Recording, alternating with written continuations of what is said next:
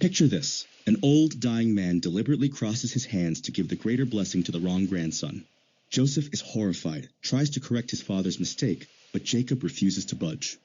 Today, we're diving deep into Genesis 48, one of the most prophetically significant moments in biblical history that most people completely miss. You'll discover how this hand crossing created the tribal structure of Israel, why Jewish commentators see profound typology here, and what this teaches us about God's unexpected choices. So let me set this up for you. We're talking about what the book of Hebrews calls Jacob's defining moment of faith. What exactly is happening in this scene? Right, so Jacob is literally on his deathbed. According to the page content, he's so weak that just sitting up in bed required him to summon the last of his strength. But when he hears Joseph is coming with his two sons, Ephraim and Manasseh, something incredible happens. And this is where it gets fascinating because Jacob doesn't just bless them, he adopts them. What's the significance of that? Exactly. According to David Guzik's commentary, Jacob says, "As Reuben and Simeon, they shall be mine." He's adopting Joseph's sons at the highest level, as if they were his own first and second born.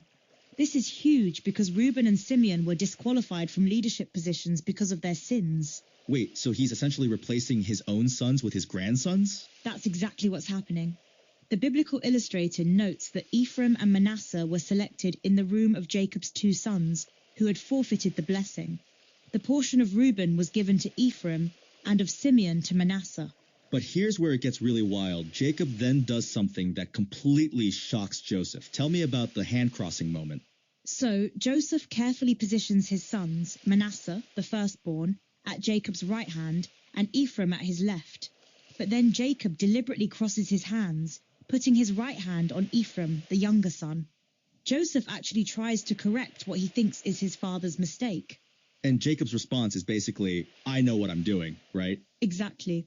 According to the biblical hermeneutic Stack Exchange, Jacob says, "I know, my son, I know. He also shall become a people, and he also shall be great. Nevertheless, his younger brother shall be greater than he, and his offspring shall become a multitude of nations." Now this creates something really interesting for the tribal structure of Israel, doesn't it? Oh, absolutely. David Guzik points out that because of this adoption, there were actually 13 sons of Israel. The 12 were born, but Joseph was divided into 2 tribes. This explains why there are more than 20 different ways of listing the tribes in the Old Testament. Wait, more than 20 different ways? That's like a biblical puzzle. Right, because you can arrange them different ways and still maintain 12 tribes. Sometimes Joseph is counted as one, sometimes Ephraim and Manasseh are counted separately. It's this flexible system that all stems from this moment. But the really mind-blowing part is that Jacob's prophecy about Ephraim being greater actually came true, didn't it? Completely. According to the biblical hermeneutic Stack Exchange, Ephraim became the most important of the northern tribes, overshadowing both Manasseh and all the others. The northern kingdom itself was often referred to as Ephraim, just as the southern kingdom was called Judah. So when we read about Ephraim in the prophets, we're actually reading about the entire northern kingdom? Exactly. Hosea 5:3 treats Ephraim as the representative of the northern kingdom. And it gets even more specific. The prophecy was fulfilled through Jeroboam I, an Ephraimite who became king and led the rebellion that split the kingdom. Now let's talk about the Jewish commentary perspective. What do the rabbis see in this passage? Well, the page content mentions that Bereshit Rabbah is a Talmudic-era midrash that provides verse-by-verse commentary on Genesis. The rabbis were particularly interested in the symbolic meanings and the way this story reflects broader patterns in Scripture. And there's something beautiful about the Hebrew name meanings here, isn't there? Oh, yes. According to the Beth Meleth commentary, when you use the meanings of the names, you can read an allegory. The follower said to the one who adds mercy, "The all-sufficient protector appeared to me in the house of God when I was in a place of humility." That's gorgeous. So Jacob becomes the follower, Joseph is the one who adds mercy, and God is the all-sufficient protector. Right. And notice how Jacob recalls meeting God at Luz, which means separation, but Luz is also Bethel, the house of God. There's this beautiful tension between separation and connection. Now, from a devotional standpoint, what are the key lessons people are drawing from this passage? According to Bible Hub's analysis, there are several powerful themes. First is the power of blessing itself. Jacob declares, "The God before whom my fathers Abraham and Isaac walked, the God who has been my shepherd all my life to this day." Blessings aren't just words, but invoke God's presence. And there's this theme about God's sovereignty in choosing, right? Absolutely. The commentary notes that God's plans often defy human expectations. Jacob's choice demonstrates that God's choices are sovereign and perfect, even when they don't align with societal norms. It's like David being chosen over his older brothers, or Mary being chosen to be Jesus' mother. Christianity Path makes an interesting point about this pattern, doesn't it? Yes. They point out that God often chooses the underdog, the less likely candidate. The commentary says God often chooses the underdog, the less likely candidate, to fulfill his plans, as seen throughout the Bible, where God selects David, a shepherd boy, to become king. There's also this concept of spiritual adoption that comes up, which feels really relevant today. Right. Bible Hub notes that Jacob's adoption of Ephraim and Manasseh foreshadows the spiritual adoption we receive through Christ, reminding us that we are all part of God's family, regardless of our earthly lineage. And then there's this beautiful theme about legacy and passing down faith. What does the commentary say about that? The analysis emphasizes how Jacob recounts God's promises to ensure the next generation understands their spiritual heritage. It encourages us to share our faith stories with our children, ensuring they know the God who has been faithful through generations. Now, I want to dig into something that might surprise people. This isn't just a nice family story. There are some serious prophetic implications here, aren't there? Absolutely. According to the Apostolic Faith material, this is part of the Great Messianic Prophecies. The document connects this to Numbers 24:17, about a star and scepter rising out of Israel. And Answers in Genesis talks about how Genesis sets up messianic hope, right? Yes, they note that the coming of the offspring of the woman is traced progressively through Genesis, including the 12 sons of Jacob mentioned in Genesis 48:19. This blessing is part of that larger messianic trajectory. There's something profound about the timing here, too. Jacob is literally dying, but he's focused entirely on the future. Exactly. The biblical illustrator notes that his death was drawing near, but he would not die before he prophetically blessed his sons. And according to the Beth Meleth commentary, this final faith act of Jacob looks forward to the resurrection and the eternal promises of God. The Inspired Scripture commentary breaks this down into 7 specific lessons. What are some of the key ones? Well, they note that God offered his covenant to Jacob at Luz, which means separation, showing that he offered his covenant to you while you were still separated from him by sin. There's also the lesson that his blessings are not tied to your social status or works. And there's this beautiful shepherd imagery that comes up. Right. Jacob identifies God as both his shepherd and the God who walked with both Abraham and Isaac. The commentary connects this to Jesus revealing that he also desires to walk in fellowship with you when you submit to him as your good shepherd.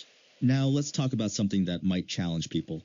Jacob's blessing seems to go against the natural order. The firstborn should get the greater blessing. How do we understand this? That's exactly the point. Christianity Path notes that God's plans can diverge from human expectations. This serves as a reminder that God's sovereignty means he chooses whom he will bless, irrespective of human customs. And this isn't an isolated incident in Scripture, is it? Not at all. The Midrash commentary mentions how Scripture deliberately varies the order of names. Sometimes Jacob is mentioned before the other patriarchs, sometimes Aaron before Moses. This shows that these men were equally beloved by God. There's also this interesting detail about the boys being placed between Jacob's knees. The Conservative Judaism commentary asks what that would symbolize. That's a great observation from the Exploring Judaism material. They're asking deep questions about the symbolism, why between the knees, what does the hand placement mean, how does it reflect Jacob's own experience of receiving unexpected blessings? And there's this fascinating linguistic detail about pilalti and its connection to tefillah, prayer. Yes, the Conservative Judaism commentary is exploring the Hebrew roots and connections. These kinds of word studies reveal deeper layers of meaning that might not be obvious in translation.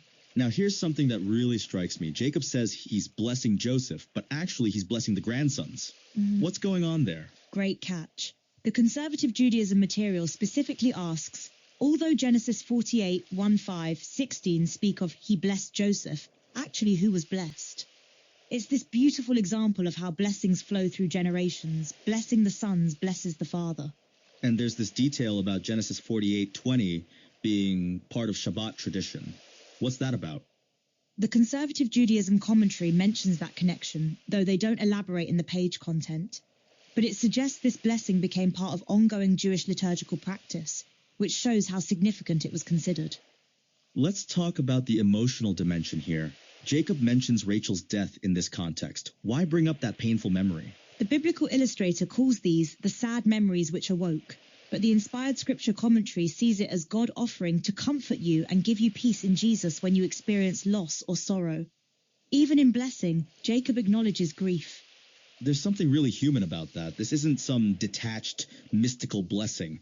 It's coming from a place of real life experience. Exactly.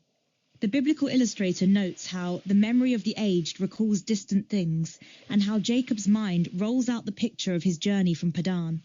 This blessing is rooted in a lifetime of walking with God through joy and sorrow. Now, as we think about practical application, what does this story teach us about trusting God's timing and methods? Well, the inspired scripture commentary emphasizes that God promises that you can also trust in his promises, because he proved Jacob's prophecy true by making Ephraim the dominant power in northern Israel. If God fulfilled this unexpected prophecy, we can trust his other promises too. And there's this theme about God never abandoning us, right? Yes, the commentary notes that Jacob promised God would not forget him and leave him in Egypt. From this, God reveals that he will never leave you nor forsake you. Even in foreign places, God's covenant remains. You know what's fascinating? This whole story hinges on Jacob's willingness to act against conventional wisdom. Joseph thinks his father is making a mistake, but Jacob trusts what God has shown him. That's such a crucial point. Christianity Path quotes John Piper saying, "The choice that God makes often contradicts our understanding of merit and value, yet it reveals his profound wisdom and grace and purpose for our lives." That's countercultural in every generation, but especially ours. So, when you step back from all this, the adoption, the hand crossing, the prophecy, the Jewish commentary, the devotional insights, what's the big picture here? I think it's about God's sovereignty working through human choices in ways that seem backwards to us, but are perfectly aligned with his purposes. Jacob's crossed hands weren't a mistake. They were prophetic accuracy that wouldn't be understood for generations. And it shows us that God's plans often look like mistakes to human eyes. Joseph was trying to correct his father, but Jacob was actually implementing divine strategy. Exactly. And the fact that this became Jacob's defining moment of faith, according to Hebrews, tells us something profound about what faith looks like. It's trusting God's direction even when it defies human logic and cultural expectations. Here's what